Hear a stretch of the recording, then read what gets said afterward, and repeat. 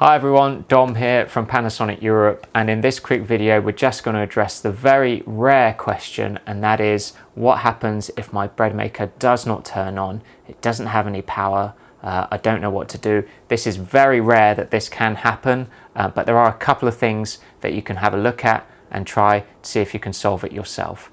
And the first most obvious thing is to check that, of course, your bread maker is plugged in and turned on. It's just in case. I know I have to say it, you never know.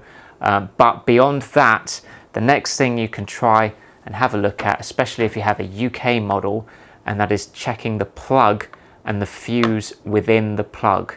More often than not, the fuse might have blown if you haven't got any power in your bread maker. So do replace that fuse carefully, of course. In some UK homes, you might find that there's a fuse in this socket, in the wall socket itself, so you can replace that. Beyond that, if you don't have a UK model, check the fuse box in your home to see if a general fuse has gone and replace any that you need to there. If after doing all of that, you've plugged it in, turned it on and nothing happens, then it's more than likely you'll have to get it inspected by an authorized service center. And you can begin that process by going onto our support website and starting that right now. I hope that helps. Thanks so much for watching, and we'll see you in the next video.